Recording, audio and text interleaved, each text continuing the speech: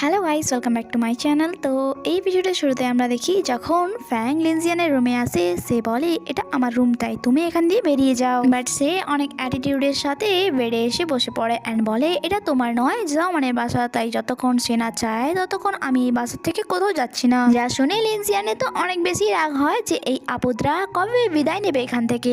এতক্ষণে জামান আওয়াজ দেয় কিছু কাজের জন্য, আর যা শোনা মাত্রই তারা দুজনেই দৌড়তে শুরু করে, কারণ তাদের আসল কাজ ছিল জামানকে ইমপ্রেস করা। সে তাদেরকে একটি মুরগি ধরতে বলেছিল আর তারা দুজনেই একটি করে মুরগি ধরে। বাট জামান বলে আমার তো একটি মুরগি দরকার অ্যান্ড সে লিনজিয়ানের হাত থেকে মুরগি নিয়ে চলে যায়। এখানে লিনজিয়ান আরো একটি পয়েন্ট জিতে নেয়। এরপর আমরা দেখি জামান কুকিং করছিল অ্যান্ড চিকেন ফ্রাই হয়ে যাওয়ার পর সে লিনজিয়ানকে বলে এটাকে 2 পিস করে নাও।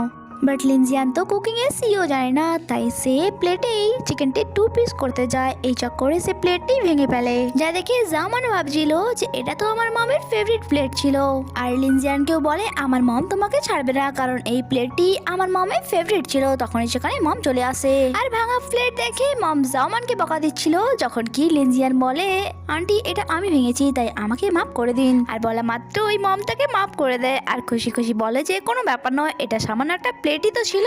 আর যা জামান তো অবাক হয়ে শুধুমাত্র শুনেই যাচ্ছিল অ্যান্ড মমকে বলে মম যদি আমি এই প্লেটটা ভাঙতাম তাহলে জানি না আজ আমার সাথে কি হতো। লিনজিয়ানকে তুমি এত সহজেই মাফ করে দিলে, যেমন কি সে তোমার নিজের ছেলে। মম বলে সে আমার সান ইন ল হতে চলেছে, তাই নিজের ছেলের থেকে কম কিসের। যা শুনে লিনজিয়ানের ফেসে তো স্মাইল চলে আসে। জামান বলে যে এইসব দিক দিয়ে তুমি অনেক বেশি লাকি।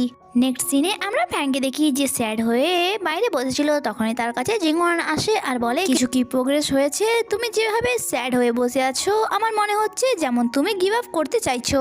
ফ্যাং বলে এমনটা নয়, বাট আমি এটাও জানি না যে জামান আমার জন্য কিছু ফিল করে কিনা, তাই আমি যদি আমার ফিলিংস কনভিন্স করে দেই তাহলে এটার গ্যারান্টি নেই যে সে ইয়েস বলবে। জিংওয়ান বলে যে এই বিষয়ে আমিও কোনো গ্যারান্টি দিতে পারবো না, বাট আমি এইটুকু বলতে পারি যদি তুমি তোমার ফিলিংস কনভিন্স না করো তাহলে এটা ভেবে ভেবে এই সারা জীবন রিগ্রেট ফিল করবে যে তুমি তোমার ফিলিংসও কনভিন্স করলে না। ফ্যাং এটা বলে সেখান দিয়ে চলে যায় যে আমি এই ব্যাপারে ভেবে দেখবো।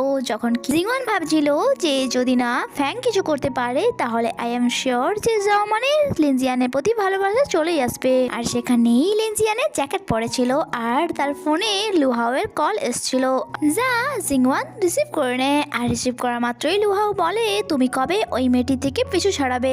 তোমার মনে আছে তো তুমি যদি এমনটা না করো তাহলে তোমাকে কত বড় প্রবলেম ফেস করতে হবে। জিংওয়ানও তার কথা শুনছিল আর সে জানতে পারে যদি লিনজিয়ান এই মেয়েটির কথা না শোনে তাহলে তার কোম্পানি ব্যাংক্রাফট হয়ে যাবে। অন্যদিকে আমরা ফ্র্যাঙ্ককে দেখি যে অনেক বেশি স্যাড ছিল অ্যান্ড এক জায়গায় বসে ভাবছিল যে জামান আমি তোমার জন্য কতদিন ধরে ফিল করছি, বাট তুমি কি একটু বুঝতে পারোনি। অন্যদিকে জিংওয়ান যখন আসছিল সে ভাবছিল যে এই মেয়েটি কে হতে পারে যে লিনজিয়ানের সাথে এমন কথা বলছিল। তখনই তার মনে পড়ে একদিন সে লুকিয়ে লিনজিয়ানকে কোনো মেয়ের সাথে কথা বলতে দেখেছিল, যখন ফার্স্ট টাইম লুহাও লিনজিয়ানের সাথে ডিল করছিল যে ওই মেয়েটির সাথে এঙ্গেজমেন্ট ক্যান্সেল করে দাও, তাতে তোমারই লাভ হবে।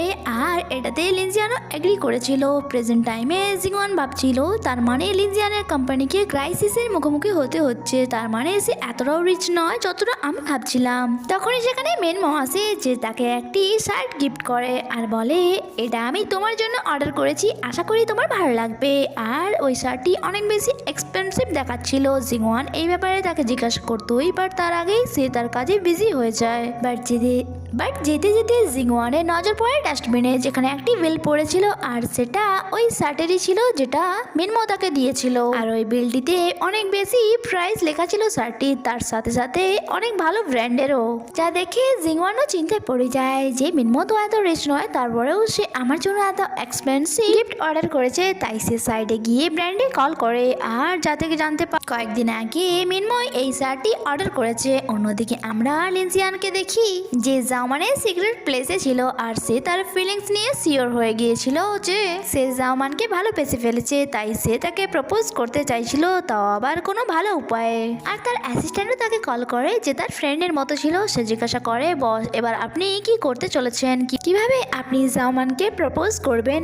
এরপর আমরা দেখি জামান তো ঘুমোচ্ছিল, বাট লিনজিয়ান লুকিয়ে লুকিয়ে তার রুমে এসেছিল। অ্যাকচুয়ালি সে তার আঙ্গুলের মাপ নিতে এসেছিল, আর সেই কাজটা অনেক ধীরে ধীরে করছিল যাতে জামান জামান তাকে দেখে না নেয়, কারণ সে তাকে সারপ্রাইজ দিতে চাইছিল। এরই মাঝে হঠাৎই জামানের চোখ খুলে যায়, আর যখন সামনে লিনজিয়ানকে দেখে এসে জিজ্ঞাসা করে তুমি এখানে কি করছো। আর লিনজিয়ানও বাহানা লাগিয়ে দেয় যে আমি স্কেটবোর্ড নিতে এসেছিলাম কিছু টাইমের জন্য, এটা আমি বড় করতে চাইছিলাম। যা নিয়ে এসে তখনই সেখান দিয়ে দৌড়ে পালিয়ে যায়। অন্যদিকে মিনমো জিংওয়ানকে দুটো মুভির টিকিট দিয়ে বলে তুমি তোমার কোনো ভালো ফ্রেন্ডের সাথে এই মুভিটি দেখতে যেও। যখন জিংওয়ান তাকে জিজ্ঞাসা করে তুমি নিজেই গিয়ে ইউটিলাইজ কেন করে নিচ্ছ না, মিনমো অজুহাত দেয় যে যদি আমি চলে যাই তাহলে শপের দেখাশোনা কে করবে। বাট জিংওয়ান বুঝতে পেরে যায় যে সে তার সাথে ডেটে যেতে চাইছে, বাট বুদ্ধু আমাকে সেটা বলতেও পারছে না। আমার মনে হয় তাকে একটা সুযোগ দেওয়া দরকার, তাই তাকে সে জিজ্ঞাসা করে তুমি কি আমার সাথে মুভি দেখতে যাবে। যা শুনে তো মিনমো অনেক বেশি খুশি হয়ে যায় আর বলে অবশ্যই, আমি এখনই সব বন্ধ করে আসছি। এরপর আমাদেরকে ফ্যাংকে দেখানো হয় যে আজ ফাইনালি ডিসিশন নিয়ে নিয়েছিল যে সে তার ফিলিংসের ব্যাপারে কনভিন্স করবে। সে জামানকে চাষের জমিতে দেখা করতে ডাকে, আর জামানও তাড়াতাড়ি এসে জিজ্ঞাসা করে তুমি আমাকে এখানে কেন ডাকলে, আর তোমাকে আজ এত সিরিয়াস কেন দেখাচ্ছে। ফ্যাং বলে যে আমি তোমাকে কিছু বলতে চাই যা অনেক বছর থেকেই আমি নিজের মধ্যে লুকিয়ে রেখেছি। অ্যাকচুয়ালি আমি তোমাকে লাইক করি। যা শুনে জামানও বলে আমিও তোমাকে লাইক করি। আর এইসব কথা গাছের আড়ালে লুকিয়ে লিনজিয়ানও শুনছিল। আর এখানে এই এপিসোডই শেষ হয়। আগে কি হয় তা জানতে স্টে কানেক্টেড। Bye bye.